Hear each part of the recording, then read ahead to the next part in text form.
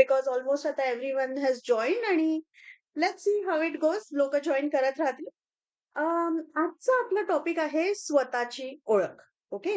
ह्याच्याशी similar topic असं वाटेल तुम्हाला की घेतलेलं की आधी घेतलेला स्वभेटसाठी वगैरे. सो आजचा टॉपिक हा त्याच्याहून थोडासा वेगळा असणार आहे. सो वेन आय से स्वतःची ओळख, ओके, मला सांगा सर्वात पहिले मी जर का आज इंडिव्हिज्युअली तुम्हाला प्रश्न विचारला, ओके, की स्वतःला 3 शब्दांमध्ये डिस्क्राईब करा, ओके, तर कसं कराल? चला मला पटापट तुम्हाला स्वतःला तुमच्याबद्दलचे 3 शब्द इकडे लिहून टाकायचे. सो उमेश, तुला काय वाटतं उमेश कोण आहे?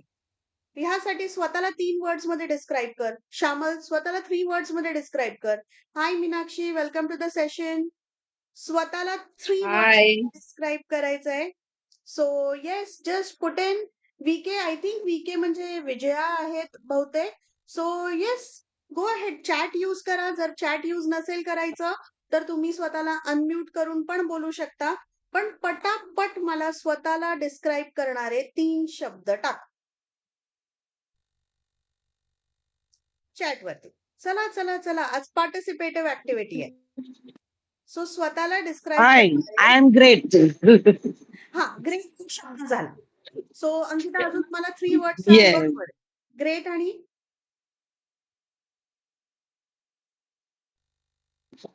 Amazing and loving. अमेझिंग आणि लव्हिंग. ओके, मी टाकलं तुझ्यासाठी. So caring. लव्हिंग. दिती is kind, smart and pretty. Meenakshi, you were saying something, बोल. केअरिंग. केअरिंग. केअरिंग हा 1 वर्ड झाला. मीनाक्षी, अजून?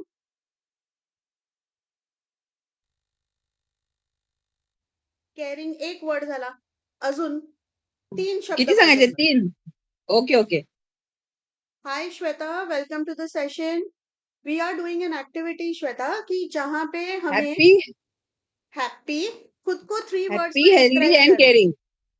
हैप्पी, हेल्दी आणि caring. Okay. Shyamal, caring, honest आणि ब्युटिफुल. बरोबर. ओके. सो अरे काय सगळ्या बायकांनाच फक्त इंटू आहे का? बाकी कोणाला? हा, thank you for breaking the trend Umesh. Loving आलं, 1 वर्ड आला उमेश. अजून अजून द्या 2 वर्ड.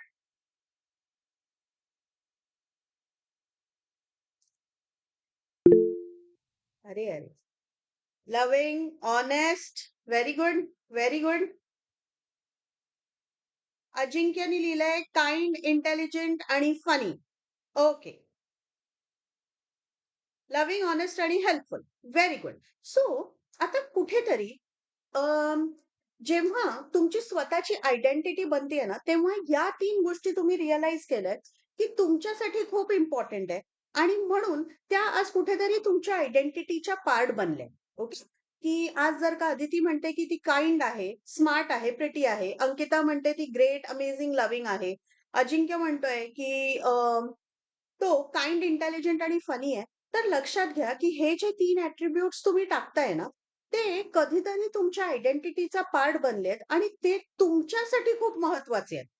बाकी कोणासाठी असो न असो, ते तुमच्यासाठी खूप महत्वाचे आहेत. हं, आज आपल्याला काय करायचंय? आज आपल्याला थोडंसं त्याच्या मागे जाऊन विचार करायचा आहे, की हे सगळे आपल्यासाठी इम्पोर्टंट का बनले आहेत? ओके. हे सगळे आपल्यासाठी इम्पोर्टंट बनले आणि हे इम्पोर्टंट झाले, तर त्यात माझी आयडेंटिटी कशी जमते. ओके. सो ना, मला जर का सांगायचं झालं आयडेंटिटी ना, 3 पार्ट्स मध्ये डिवाइड करूया.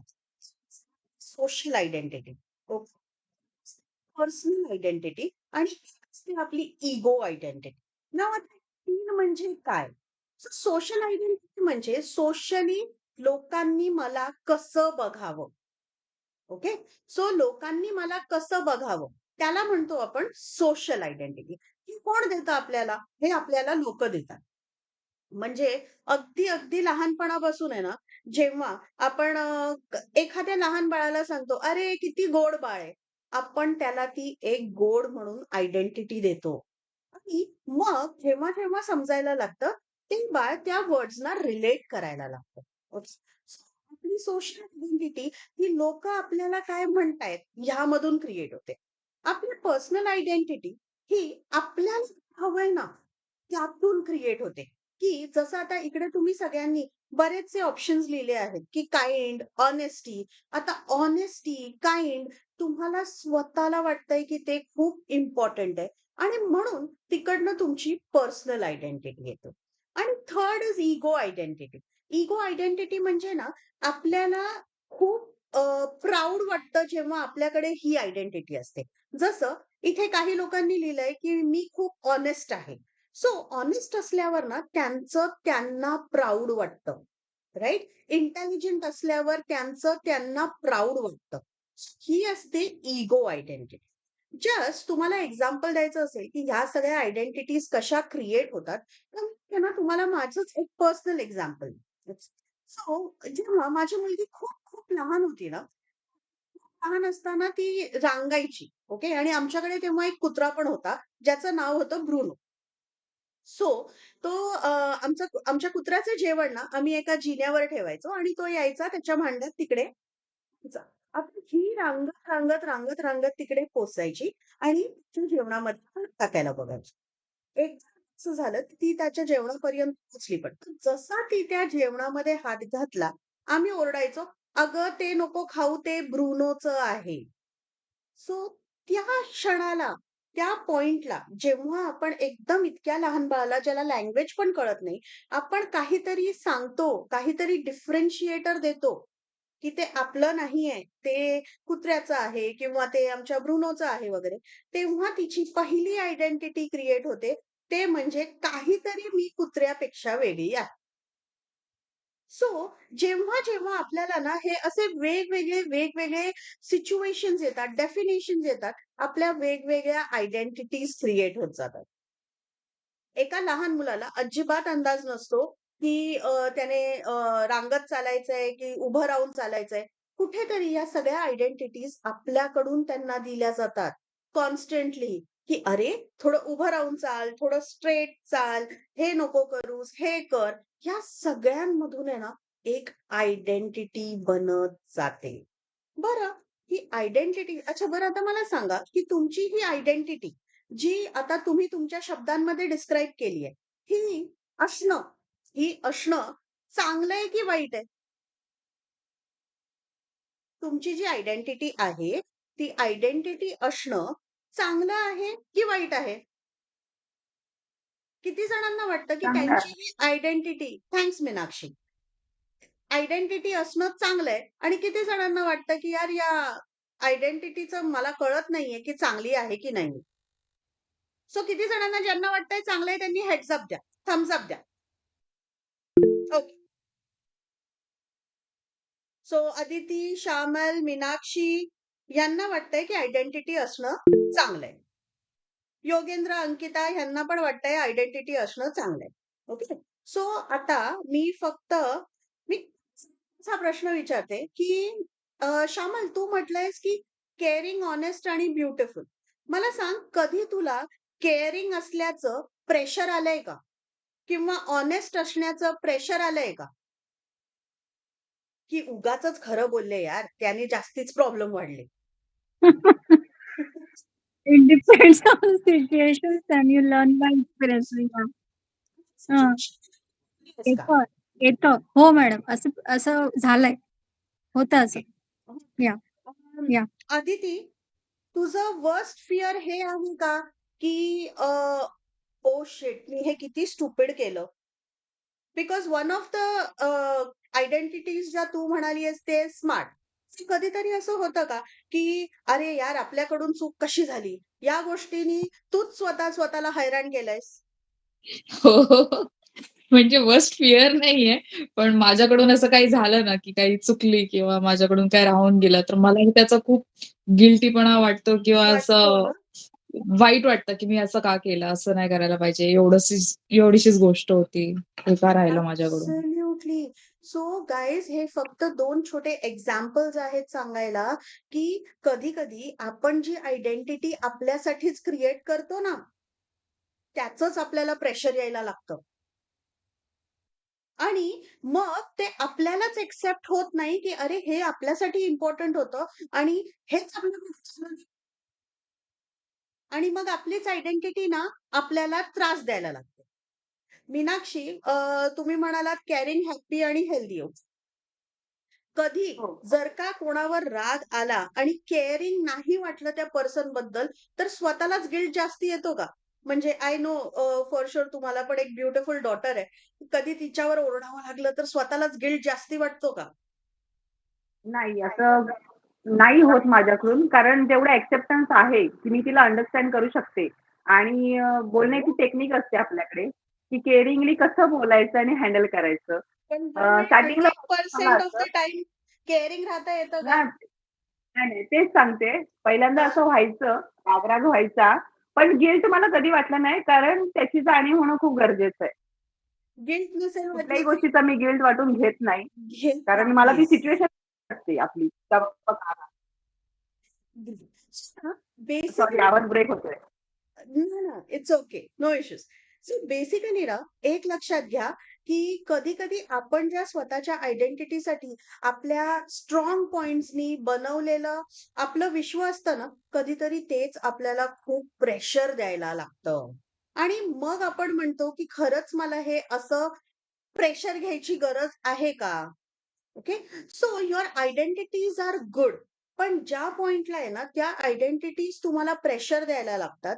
ज्या पॉइंटला त्या आयडेंटिटीजचं ओझं व्हायला लागतं ना, इट इज अ पॉइंट की तुम्ही समजायला पाहिजे, की काहीतरी गणित बिघडतं. ओके. आपल्या आयडेंटिटीमध्ये काहीतरी प्रॉब्लेम आलाय आणि डेफिनेटली काहीतरी गोष्ट बिघडते. आता काहीतरी गोष्ट बिघडतेय, तर ऑब्व्हियसली त्याला आपल्याला करेक्ट पण करावं लागणार आहे. सो लेट्स सी की ही बिघडते किंवा आपली आयडेंटिटी बिघडतेय, हे आपण ओळखायचं कसं? ओके.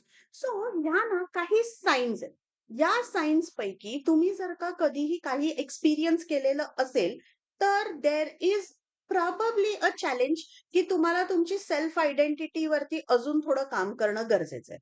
ओके. सो सायन्स काय आहेत? तर सर्वात पहिलं, कधीतरी फीलिंग लॉस्ट ऑर एमलेस म्हणजे असं वाटणं, हे सगळं मी का करतेय? हे सगळं मी का करतोय? हे जेव्हा असं वाटायला लागतं ना किंवा आपण जगात जे चाललंय त्याच्याशी रिलेट नाही करू शकत. शांत बसावसं वाटतं. ओके. ह्या सगळ्या गोष्टी जर का तुम्हाला कधी फीलिंग लॉस्ट ऑर एमलेस वाटतंय, तर look into it. Okay. Stress levels खूप वाढतात. खूप म्हणजे खूप स्ट्रेस लेव्हल्स वाढतात आणि आय थिंक इकडे आलेल्या प्रत्येक जणाला कधी ना कधीतरी स्ट्रेस अनुभवलेला आहे. ओके. बीइंग लाइक अ कॅमेलियन का जेव्हा तुम्ही ज्या ग्रुपला भेटता, त्या ग्रुप सारखं व्हायचा प्रयत्न करता. फॉर एक्झाम्पल तुम्ही तुमच्या काही फ्रेंड्स बरोबर असे आहात आणि तुमच्या दुसऱ्या फ्रेंड्स बरोबर तुम्ही वेगळे व्हा. याला आपण आपल्या सोसायटीने एक खूप छान नाव दिलंय ॲडजस्टेबल, अडॅप्टेबल. तुम्हाला कळतं की सगळ्यांबरोबर अडॅप्ट होऊन सगळ्यांबरोबर ॲडजस्ट होऊन ना दमछाक उडतेय. Okay. So being like a chameleon is adjust करून घेणं किंवा प्रत्येकाबरोबर त्याच्यासारखं वागणं. ओके. सो ही एक साइन आहे की जी तुम्हाला खूप स्ट्रेसमध्ये टाकते. मूड स्विंग्स की if your mood changes very fast की आता काही आय वॉज व्हेरी हॅपी आणि जस्ट एक काहीतरी इन्सिडेंट होतं and we get mood swings. Mood swings म्हणजे काय? मूड आपला पटकन बदलणं त्याला म्हणतात mood swing. Not having a sense of purpose. Not having a sense of purpose is काही करायची इच्छाच नसणं. काय करायचंय? बघू जे होतंय. काय पुढे काय करायचंय? काही क्लॅरिटी नाही. सो जेव्हा तुम्हाला आहे ना एक असं ड्रायव्हिंग फोर्स नसतो किंवा काहीतरी खूप करून दाखवण्याची इच्छाशक्ती नसते ना, you don't have a sense of purpose. आणि low self esteem. Low self esteem is की खूप स्वतःबद्दल छान ओपिनियन नसणं. स्वतःबद्दलच्या बॅड आयडियाज किंवा स्वतःबद्दल खूप डाउन फील करणं. की अरे नाही मी तर अजून लाईफमध्ये काही अचीव्हच नाही केलंय. सो तुम्हाला जर का मी काही एक्झाम्पल्स द्यायचे झाले ना, की कोण-कोण गेलंय या सेल्फ आयडेंटिटीच्या क्रायसिसमधून, तर तुम्ही जर का बॅक हिस्ट्रीमध्ये जाऊन बघितलं, भरपूर जण या सेल्फ आयडेंटिटी क्रायसिसमधून गेली आहेत. फॉर एक्झाम्पल सगळ्यांना प्रिन्स सिद्धार्थ माहिती आहे? प्रिन्स सिद्धार्थ गौतम, जे या सेल्फ आयडेंटिटी क्रायसिसमधून गेले आणि मग त्यांचं रिइन्कार्नेशन झालं. सो कोणाला माहितीये प्रिन्स गौतम सिद्धार्थ गौतम हे कोण बनले पुढे जाऊन? गौतम बुद्धांचं आधीचं नाव हे प्रिन्स सिद्धार्थ आहे. ऍब्सोल्युटली. तेच पुढे जाऊन गौतम बुद्ध बनले. आणि ते सुद्धा या सेल्फ आयडेंटिटीच्या क्रायसिस मधून गेले आहेत. त्यानंतर अजून एक आपण किंगचं नाव ऐकलंय, की ज्यांनी बुद्धिझम घेतलं आणि त्यांना वॉर मध्ये हे रिअलाइज झालं. कोण होते ते?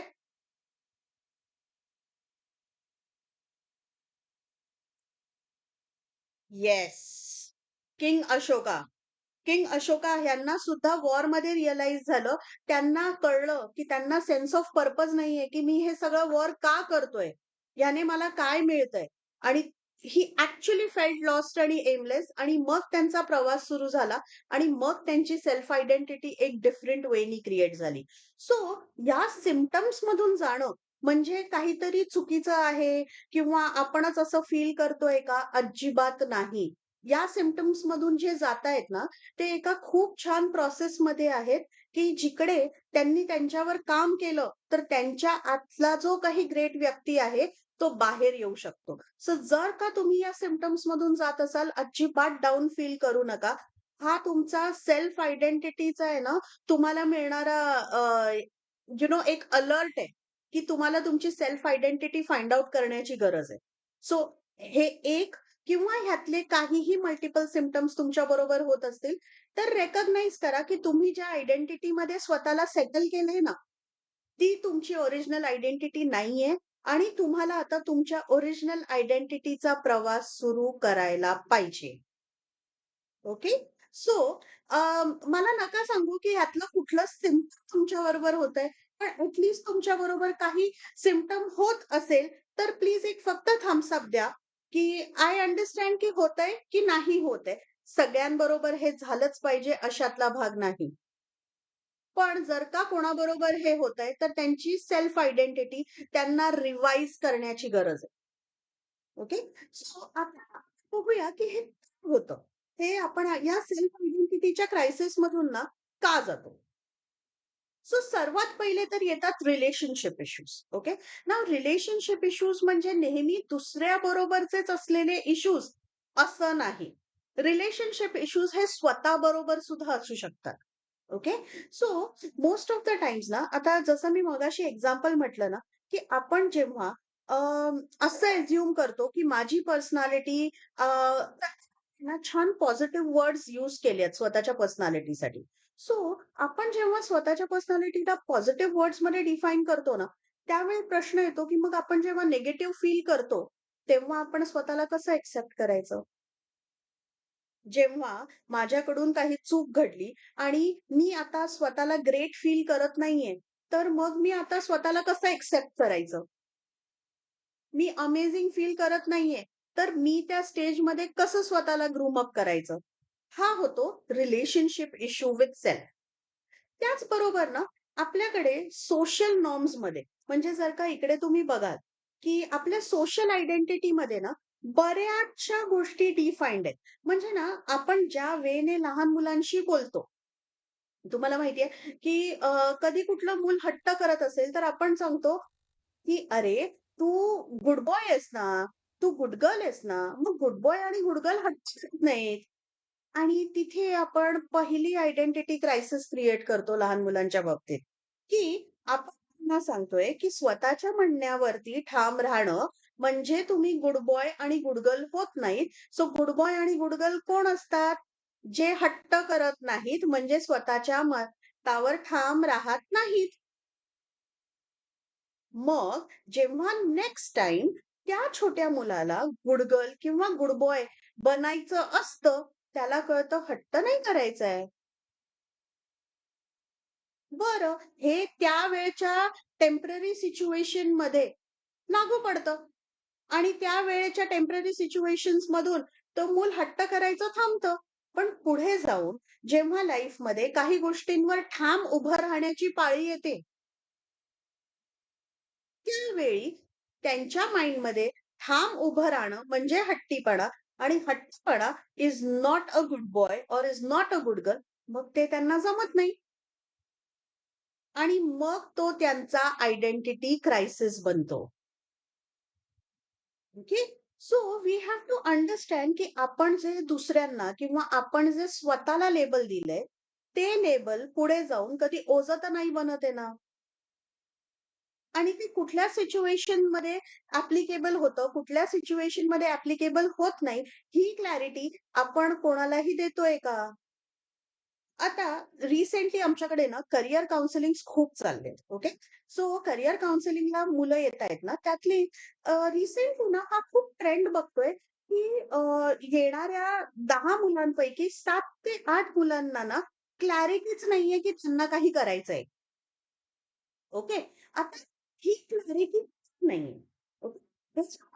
मध्ये जाऊन बघतो, ते असं लक्षात येतंय तेव्हा, की आत्तापर्यंत ह्या मुलांनी असिस्टेड डिसिजन्स घेतलेत. असिस्टेड डिसिजन्स म्हणजे काय? विचारून, आईचं मत, बाबांचं मत, अजून कोण घरी असेल त्यांचं मत. असिस्टेड डिसिजन्स घेतात किंवा त्यांच्यात एवढा सेल्फ कॉन्फिडन्स नाहीये, की ते स्वतःचे डिसिजन्स घेतील. अचानक 10वी-12वीला आल्यावरती पॅरेंट्स त्यांना ओपन ग्राउंड देतात. तुला काय करायचंय सांग. तुला जे करायचंय ते आपण करू. अरे पण त्या मुलाला माहितीच नाहीये. आतापर्यंत त्याने स्वतःचे डिसिजन्स ठामपणे घेतलेलेच नाहीयेत. मग आता ह्या सिच्युएशनला येऊन अचानक त्याची सेल्फ आयडेंटिटी, त्याचा सेल्फ कॉन्फिडन्स एवढा कसा इम्प्रूव्ह होईल, की तो ठामपणे हे डिसिजन घेईल? राइट? आणि इतके आयडेंटिटी, स्ट्रॉंग आयडेंटिटी नसली, तर this are the challenges that come up with it. Right? आपण काय शिकवतोय? आपण त्यांना इंडिपेंडेंट व्हायला शिकवतोय. आपण त्यांना त्यांचे डिसिजन्स घ्यायला शिकवतोय. Many of the kids go through anxiety. का? कारण जर का हे डिसिजन चुकलं तर? कारण ऑलरेडी हा योग्य डिसिजन घ्यायचं ह्याचं कुठेतरी प्रेशर आहे. आता योग्य डिसिजन घ्यायचं ह्याचं प्रेशर असेल, तर ती मुलं डिसिजन घ्यायलाच घाबरतात. हे आत्ता म्हणजे जे आता रिसेंट केस स्टडी झाले आहेत ना, त्यांच्यामध्ये हे भरपूर बघितलं.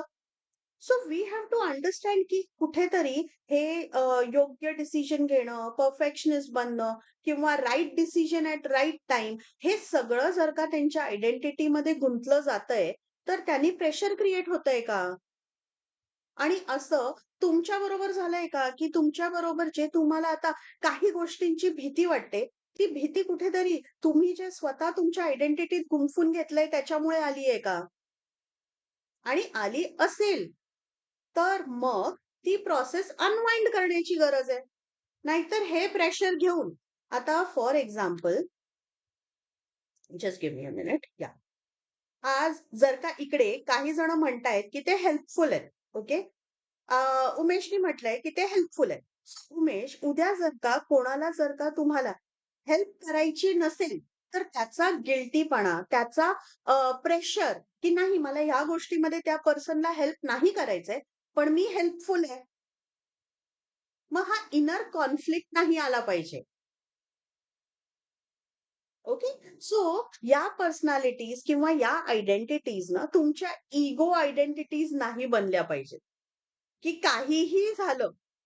आणि आपल्याकडे ना काय म्हणतात ना, कुठेतरी हा ट्रेंड की आपण ह्या सगळ्या गोष्टींना ना खूप ग्लोरीफाय केलं गेलेलं आहे, की काहीही सिच्युएशन झाली तरी मी ठाम राहणार, मी हेल्पफुल आहे. आपल्याकडे यु नो महाभारतात वगैरे कर्ण वगैरे ह्यांच्या दानशूरपणाची उदाहरणं आहेत, की त्यांनी अक्षरशः त्याचे कवचकुंडलं मागितले तरी करणनी काढून दिले वगैरे.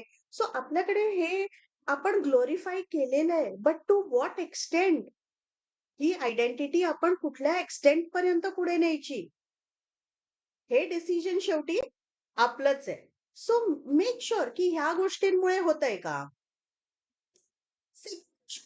असतो तो म्हणजे बॉर्डरलाईन पर्सनॅलिटी डिसऑर्डर. आता बॉर्डरलाईन पर्सनॅलिटी डिसऑर्डर हे तुम्हाला सोप्या शब्दात समजून घ्यायचं असेल ना, तर मी एवढंच सांगेन, की असे पीपल या असे पर्सन ज्यांना त्यांच्या इमोशन्सवर कंट्रोल करता येत नाही. सो त्यामुळे काय होतं, की त्यांचे emotions get better of them. म्हणजे त्यांच्या इमोशन्समध्ये ते कधी खूप रागावतात, ते कधी खूप हसतात, ते कधी खूप चिडतात. त्यांचे जे काही रिएक्शन्स असतात ना, ते खूप असतात. आणि मग अशा लोकांना कळत नाही, की माझ्या या खूप रिएक्शन्सचं मी काय करायचं? ओके. सो जर का ह्यांना ना आपण कंपेअर आहे ना लहान मुलांशी करू शकतो.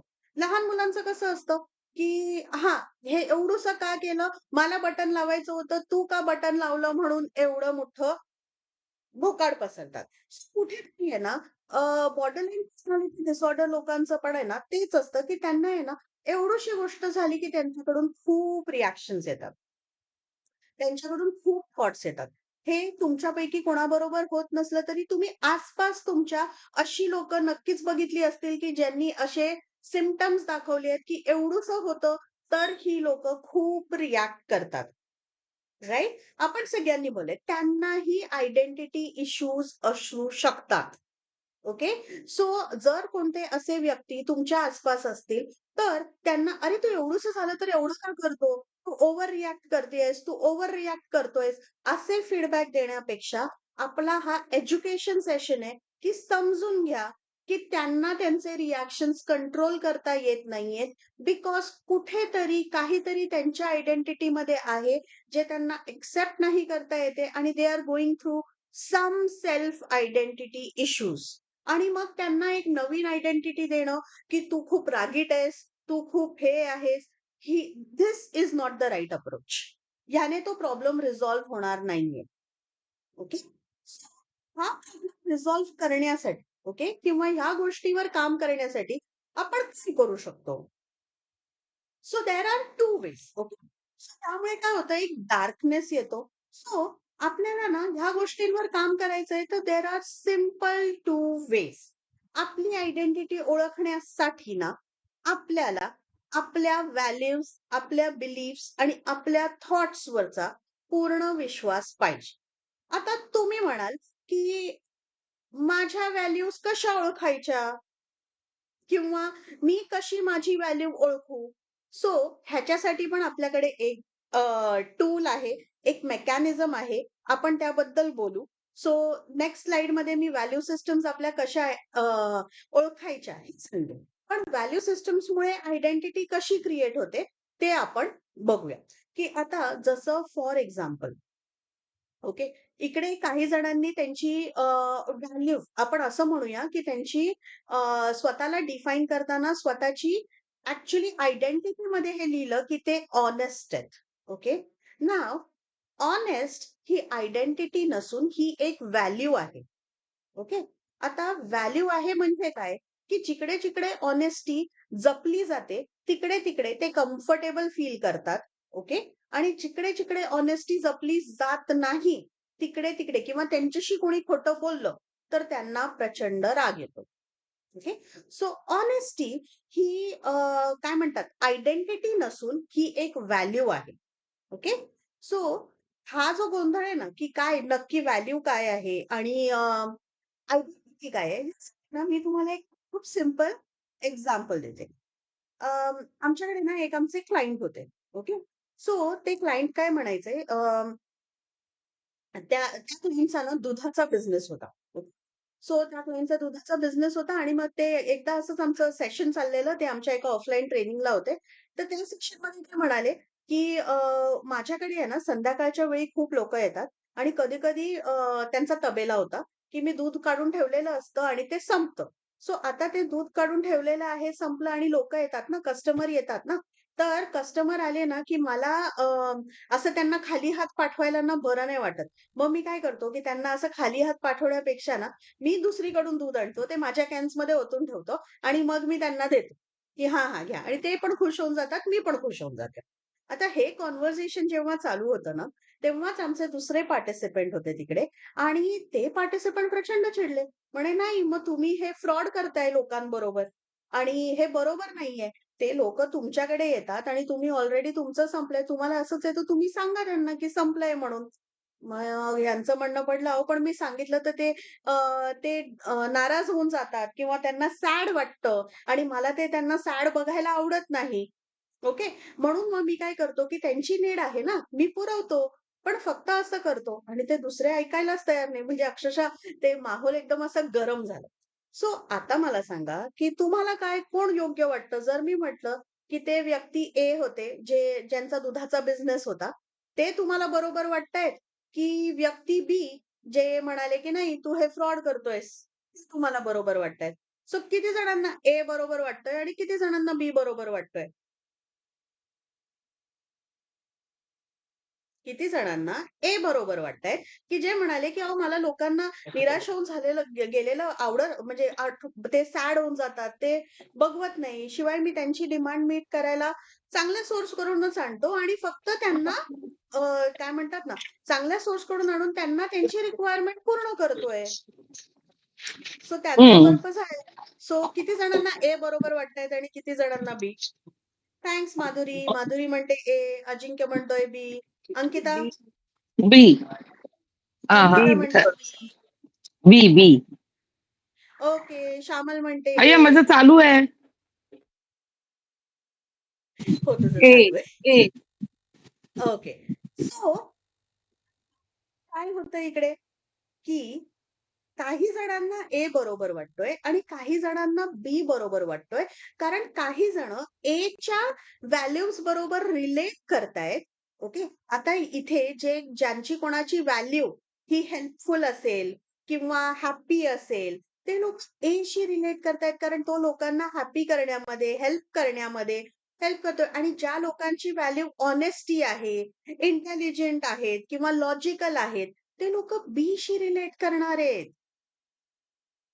आता यात बरोबर आणि चूक हा काही प्रश्नच नाहीये. हा व्हॅल्यूजनी तुमची एक आयडेंटिटी बनलीये आणि त्या आयडेंटिटीला तुम्ही रिलेट करताय. सो म्हणून काही जणांना श्योर. आपके लिए श्वेता, कौन सही है? ए सही है जो लोगों का ख्याल रखने के लिए वो नहीं चाहता कि लोग नाराज हों। इसीलिए आपने एग्जाम्पल सुना था, राइट? हाँ। सो श्वेता, आप किससे रिलेट करते हो? आपको क्या लगता है किसके एक्शंस राइट हैं? ए के एक्शंस राइट है या बी के एक्शंस राइट है? जो बी लड़ रहा था वहां पे कि नहीं नहीं, आप लोगों के साथ फ्रॉड कर रहे हो, आप कहीं से लाया हुआ दूध आपका दूध करके बेच रहे हो। एंड ए कहता है मेरा इंटेंशन इतना है कि लोग खाली हाथ नहीं जाए मेरी शॉप से। सो आपके लिए कौन सही है? ए सही है या बी सही है? आपके लिए बी सही है। ओके। सो यहाँ पे आपने अगर रेस्पॉन्स देखा होगा तो कुछ लोगों के हिसाब से ए सही है। नाउ मैं यही कहना चाहती हूँ कि ये एक इंसिडेंट आपके वैल्यू सिस्टम को दर्शाता है कि आपके लिए कौन सी चीज व्हॅल्युएबल है आणि जी गोष्ट आपल्यासाठी व्हॅल्युएबल असते ना, त्याच गोष्टींनी आपली आयडेंटिटी बनते. ओके. सो आता आता जर का हा ए व्यक्ती खूपच जास्त बी लोकांमध्ये राहायला लागला, तर काय होईल? त्याला आयडेंटिटी क्रायसिस होईल.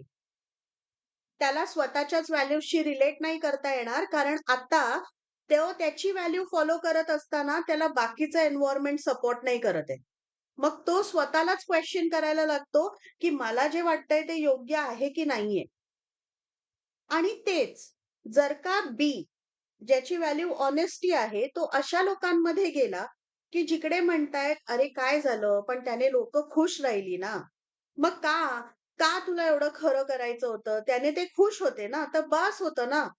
तर तो बी स्वतःला out of the place feel करेल आणि बी स्वतःच्या आयडेंटिटीवरती क्वेश्चन करायला लागेल, की "अरे असं का होतंय?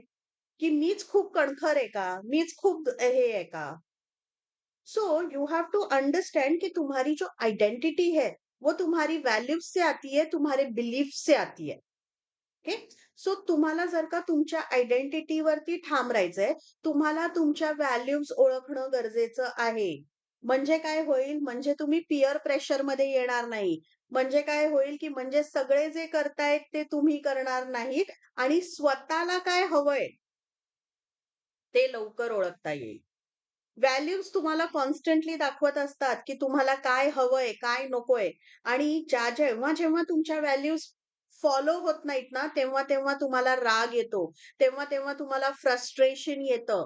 सो ही सर्वात मोठी साईन आहे ओळखायचं, की जर तुम्हाला कुठल्यातरी गोष्टीचा राग आलाय, म्हणजेच तुमची कुठलीतरी व्हॅल्यू क्रॉस झालेली आहे. ओके. सो तुमच्या व्हॅल्यूज तुमच्या आयडेंटिटीमध्ये नक्कीच आल्या पाहिजे. ओके.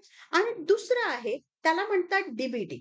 आता डीबीटी किंवा या टेक्निकल थेरपीज मी ह्या सेशनमध्ये का घेतेय किंवा का शिकवतेय? का शिकवतेय, की आज फक्त असू शकतं, की मे बी फक्त आपण आयडेंटिटी क्रायसिस मधून नाही जाते, आपल्या आसपासचं कोणतरी जातंय. तर आपल्याला त्यांना हेल्प करायची आहे, तर आपल्याला त्यांना एका सिस्टमॅटिक सायंटिफिक वेमध्ये हेल्प करता यावी, म्हणून आपण हे जे म्हणतात ना, या सगळ्या थेरपीजची नावं किंवा ह्या सगळ्या थेरपीजमध्ये काय होतं, हे मी तुम्हाला थोडंसं सांगतेय, सो दॅट तुमच्या आसपास जर का कोण स्ट्रगल करत असेल, तर तुम्हाला त्यांना योग्य हेल्प करता येईल आणि ती हेल्प त्या माणसालाही घेताना हेल्पफुल वाटेल आणि त्यांचा प्रॉब्लेम सॉल्व्ह करेल. सो हा कुठला आपण असं म्हणूया this is just an awareness session. कुठल्याही गोष्टीवरती 10 मिनिटं चर्चा करून आपण त्या थेरपीमध्ये एक्सपर्ट होणार नाही आहोत. पण निदान आपल्याला करायचंय काय? ओके? कोणाला समजावताना आपल्याला काय गोष्टींनी समजवायचंय. सो ही जी डीबीटी थेरपी आहे ना, ही नॉर्मली कोणाबरोबर वापरली जाते, की ज्या लोकांचे इमोशन्स अनावर होतात ना, अशा लोकांबरोबर ही थेरपी वापरली तर आपल्याला काय म्हणतात ना चांगले रिझल्ट्स मिळतात.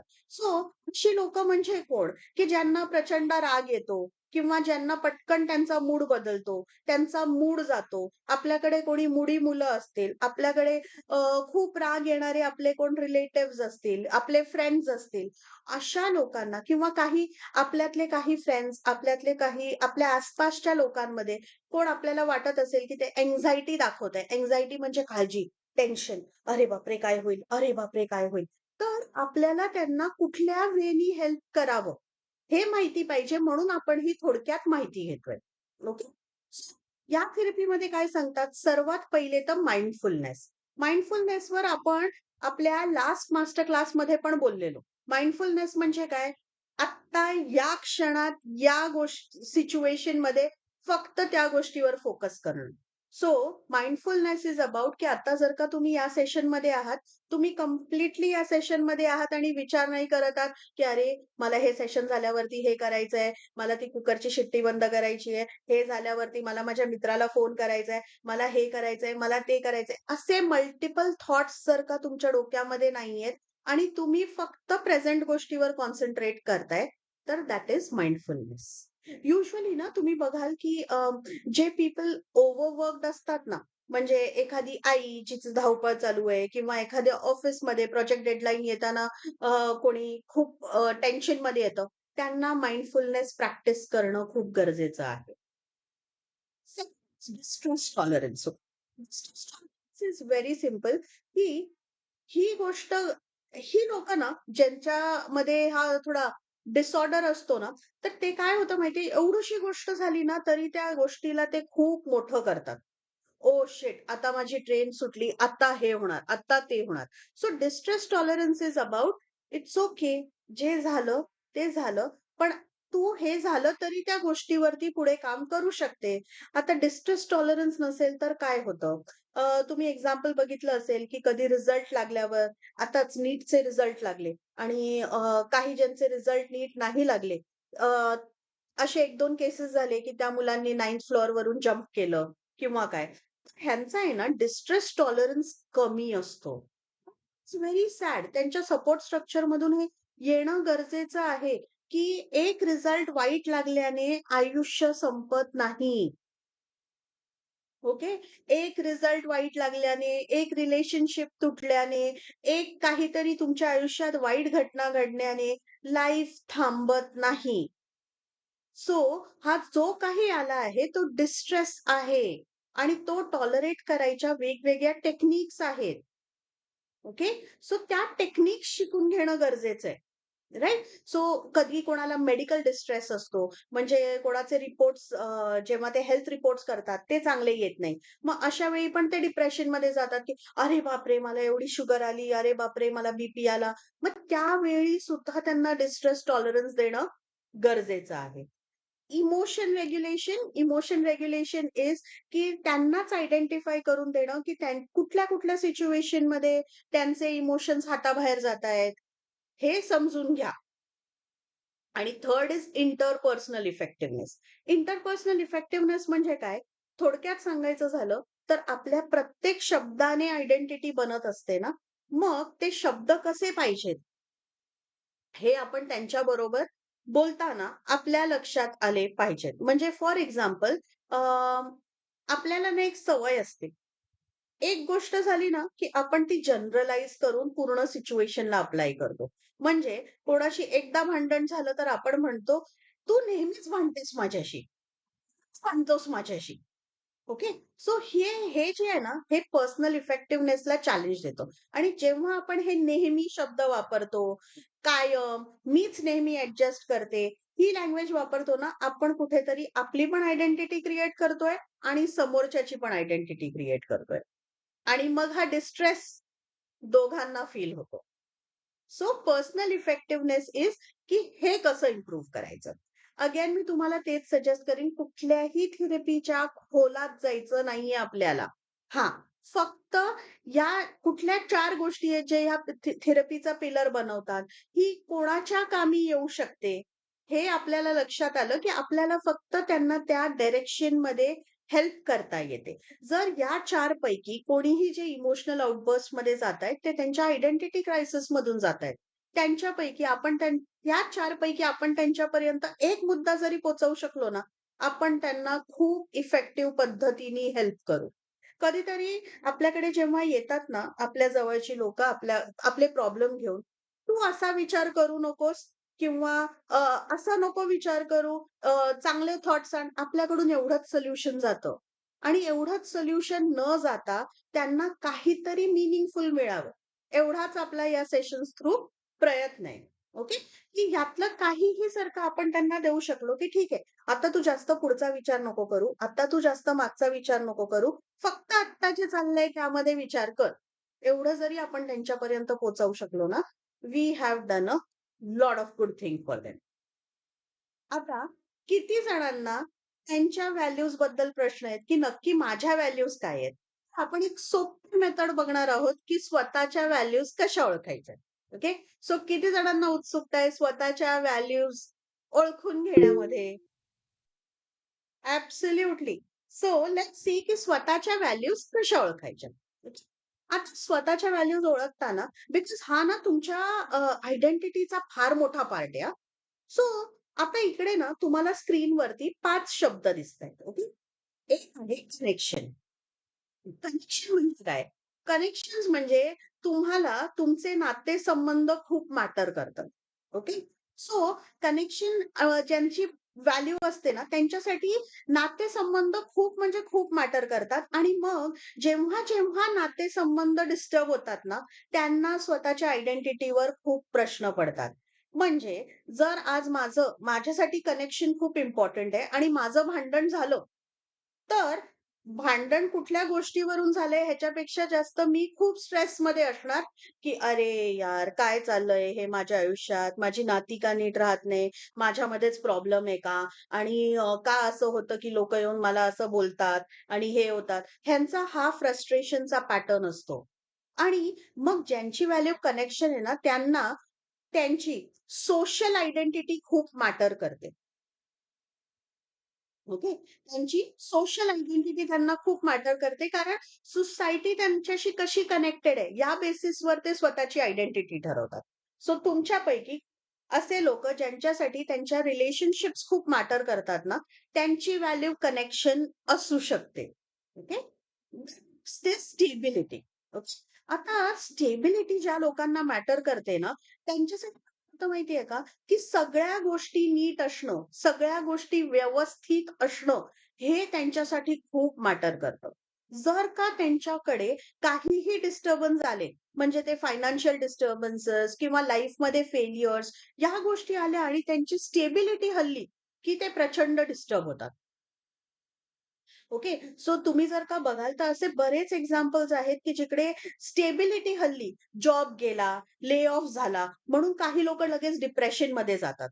कारण स्टेबिलिटी ना ही त्यांच्या आयडेंटिटीचा भाग असतो आणि त्यामुळे जेव्हा स्टेबिलिटी हलते, लगेच त्यांची आयडेंटिटी हलते. म्हणजे या लोकांना ना आता नोकरी करतायत आणि अचानक ऑफिसमध्ये गेले आणि कळलं ले ऑफ झालाय. प्रचंड हादरले. कोविडमध्ये त्यांना आपलं रुटीन स्टेबल नाही राहिलं ना, जसं आपलं रेग्युलर रुटीन होतं तसं नाही राहिलं ना कोविडमध्ये. मग ही लोकं प्रचंड हलले. कारण स्टेबिलिटी हलली. सो जर गोष्टी जेव्हा स्टेबल नसतात, गोष्टी स्थिर नसतात, तेव्हा जर का तुम तुमचा आपण असं म्हणू शकतो मेंटल पीस हलतो, तर कुड बी की स्टेबिलिटी तुमच्या आयडेंटिटीचा पार्ट आहे. Okay. Third is creativity. Okay.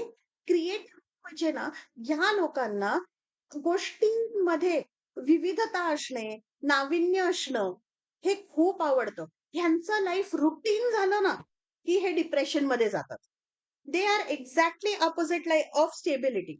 Stability वाल्यांना रुटीन बिघडलं की ते डिप्रेशनमध्ये जातात. पण क्रिएटिव्हिटी वाले त्यांना रुटीन मध्ये यायला लागलं ना, की डिप्रेशनमध्ये जातात.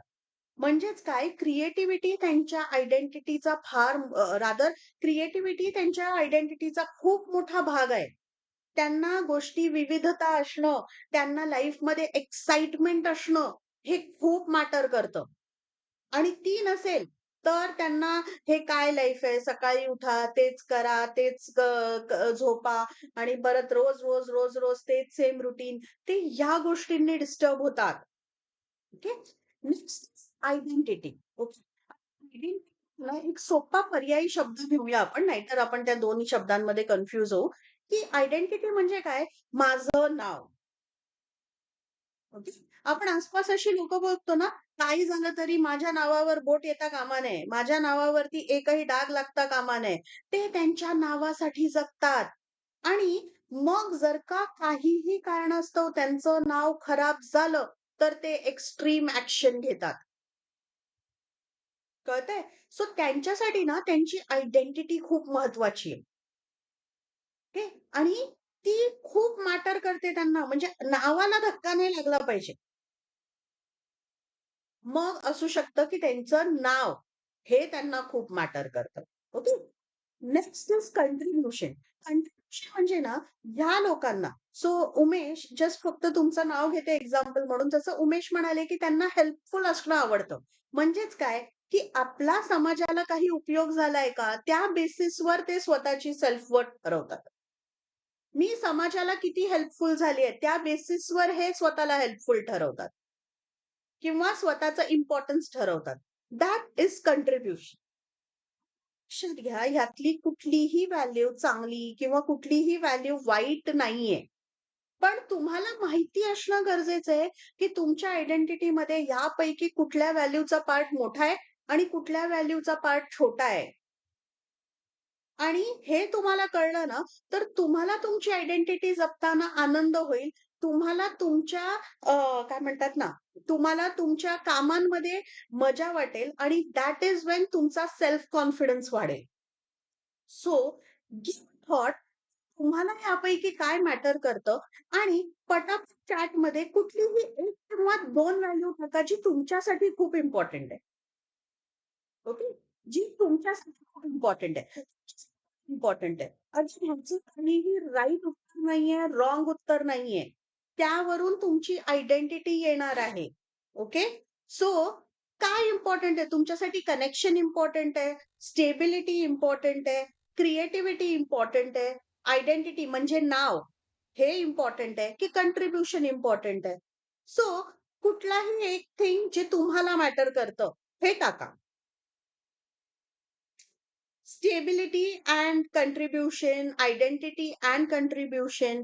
Shweta, now see, if stability end contribution important है, तो ना जब लाइफ में स्टेबिलिटी नहीं रहेगी, बिजनेस में स्टेबिलिटी नहीं रहेगी ना, आप बहुत डिस्टर्ब हो जाओगे. ओके. एंड फिर आप खुद की सेल्फ वर्थ के बारे में सोचने लगोगे. So this how it starts. Aditi, identity आणि कंट्रीब्युशन, राईट? सो हा मिनल बोल ना. हा मला तेच म्हणायचंय की हे चारही आहेत ते माझ्या लाईफमध्ये फर्स्ट टाइमच आलेत आज. म्हणजे मी अवेअर नव्हती, ते अवेअरनेस आलं त्याच्याबद्दल थँक्यू सो वेट. आणि हे आहे ना कनेक्शन जे आहे ना, कनेक्शन आहे, आयडेंटिटी आणि कॉन्ट्रीब्युशन, हे मला फार मोटिवेट केलं की त्याच्याबद्दलचं एक्सप्लेनेशन खूप भावलं की yes I am like that. Thank you. मी स्वतःला ओळखायला लागले की मी ह्या कॅटेगरीमध्ये कुठे कुठे बसते, सगळ्यांमध्ये बसते मी, पण जास्त कुठे अटॅक जास्त काय मॅटर येस करतं, हे राईट? आता महत्वाचं. इथे ऍब्सोल्युटली जास्त काय मॅटर येस करतं. आता इथे आहे ना, जसं आता मिनल मॅम म्हणाल्या की कनेक्शन मॅटर करतं मिनल मॅमला. जर का मी मिनल मॅमना HR मध्ये नोकरी दिली आणि त्यांना सांगितलं, तर त्या खुश होतील ना. आणि कारण connections, HR is about connections. पण मग मी त्यांना सांगितलं, मिनल मॅम, एक काम करायचंय, उद्या ना तुम्हाला 200 लोकांचे टर्मिनेशन लेटर काढायचे आणि 200 लोकांना टर्मिनेशन लेटर देऊन टाकायचे. मॅम काय फील कराल? नाही करणार. I feel bad. हा. आणि ते करावं लागलं मॅम परिस्थितीमुळे, तर तुमची सेल्फ इमेज किती डॅमेज होईल. खूप स्वतःच एकदम हे होणार, कोलॅप्स होणार पहिलं. माझी आयडेंटिटीवर लक्ष जाणार. ऍब्सोल्युटली. सो लक्षात घ्या की जे तुम्हाला मॅटर करतं, ते जर का नाही मिळालं ना, तुम्हाला जे मॅटर करतं ह्यातलं कुठलंही राईट आणि रॉंग नाहीये. नाहीये. ज्या लोकांना स्वतःचं नाव मॅटर करतं, Yes. ते कधीही स्वतःच्या नावाला धक्का लागेल असं करणार नाहीत. येस काहीही झालं तरी ते कधीच फ्रॉड करणार नाहीत. So it is a good thing की ज्यांना त्यांचं नाव मॅटर करतं, मग त्यांना त्यांचं नाव चुकीच्या जागी आलेलं आवडणार येस. नाही. थँक्यू. सो आता थँक्यू. इकडे संवेदा आहेत, प्रणाली आहेत, ज्यांनी आयडेंटिटी पहिलं म्हटलंय. ते कितीही झालं ना, तरी चांगलंच काम करणार. म्हणजे मला आता थोडंसं माहितीये संवेदा मॅम बरोबर. त्या म्हणजे म्हणतात ना, त्यांचं एवढं हेक्टिक शेड्यूल असतं, तरीही त्या कामामध्ये कधीही छोटंसंही डाऊन आणत नाहीत. प्रणाली मॅमना तर मी इतक्या वर्षापासून पर्सनली ओळखते. डोळे झाकून ट्रस्ट. कारण स्वतःच्या नावाला धक्का लागेल असं ते काहीही करणार नाहीत. इतका त्यांना मग ते. आणि असं जर का चुकून, आणि मग ना आयडेंटिटी वाल्या लोकांचं काय होतं माहितीये, त्यांच्यावर जर त्यांनी काही केलं नसताना जर का लोकांनी बोट ठेवलं ना, की मग ह्या लोकांना खूप त्रास होतो. खूप त्रास होतो, की अरे मी जे केलं नाही ते का? खूप म्हणजे खूप त्रास होतो त्यांना त्या गोष्टीचा, की अरे मी हे असं केलंच नाही तर मग का? राईट? खूप सो खूप आता असं ना हा मनाला एक लावून घेतात स्मिता मॅडम. खूप मनाला लावून खूप. घेतात. आणि मग त्याच्यातून त्यांना मग स्ट्रेस येतो आणि स्ट्रेसमुळे डायबिटीस वाढणं, ब्लड प्रेशर, हे सगळं ते वेलकम होतं त्याला. ऍब्सोल्युटली. सो बाकी काही नाही, पण तुमच्या सेल्फ आयडेंटिटीसाठी तुमच्यासाठी काय इम्पॉर्टंट आहे ना, हे तरी तुम्हाला नक्कीच माहिती पाहिजे. आणि मग तुम्हालाच कळेल की अरे हो, हे मला मॅटर करतं, तर हे गोष्टी अशा झाल्या तर मी चॅलेंज होईल. आता स्टेबिलिटी ज्याची व्हॅल्यू आहे, ओके. आता स्टेबिलिटी व्हॅल्यू असेल आणि फॉर सम रिझन ते बिझनेस करत असतील, तर त्यांना स्वतःच्या माइंडसेट वरती काम करणं खूप म्हणजे खूप गरजेचं आहे. कारण कुठलाच बिझनेस हा स्टेबिलिटी प्रोव्हाइड नाही करू शकत. राईट? आता क्रिएटिव्हिटी असेल आणि त्यांना जर का आपण अशा कामांमध्ये ठेवलं, ते जर का अशा कामांमध्ये असतील, की दिवसभर एका म्हणजे रोजचं रुटीन सेम आहे. मग हे लोकं काय शोधतात, चला यार थोडे दिवस, खूप दिवस झाले व्हेकेशन घेऊया, बाहेर जाऊया, जरा रुटीन चेंज होईल. का? कारण क्रिएटिव्हिटी त्यांची व्हॅल्यू आहे आणि तिकडनं त्यांची आयडेंटिटी निघते. राईट? सो आय थिंक आज स्वतःबद्दलचा ना एवढा अवेअरनेस क्रिएट करा आणि तिथून तुम्ही स्वतःबद्दल काय विचार करता, इकडनं स्वतःची ओळख चालू करा. सो आजचा टॉपिक हा स्वतःची ओळख ठेवण्यामागचं रिझन हेच होतं, की आपण कुठल्याही स्ट्रेसमधून जात असलो, आपल्याला निदान आपल्याला काय हवंय, स्वतःची ओळख ही क्लिअर असली ना, तरी आपण बाकीचं जग सोडा, स्वतःपुरता स्वतःला शांत करू शकतो. सो या 5 फॅक्टर्स मधून जरी स्टार्ट करून तुम्ही स्वतःला थोडं जरी ओळखायला लागलात ना, की येस माझी ओळख ह्यात आहे आणि म्हणून हे जेव्हा होत नाही, मी डिस्टर्ब होते किंवा मला स्वतःला सॉर्टेड ठेवायला ही गोष्ट स्वतःसाठी पहिले केली पाहिजे. बस. दिस इज द फर्स्ट स्टेप की स्वतःला ओळखायला घ्या आणि मस्तपैकी स्वतःची एक स्वभेट घ्या. Okay. So this is also one of the way की तुम्ही स्वतःवर काम करून स्वतःला ओळखू शकता. सो या मी आजचं सेशन आता तुमच्या क्वेश्चन आन्सर्स क्वेरीज साठी ओपन करते. काही विचारायचंय प्लीज विचारा.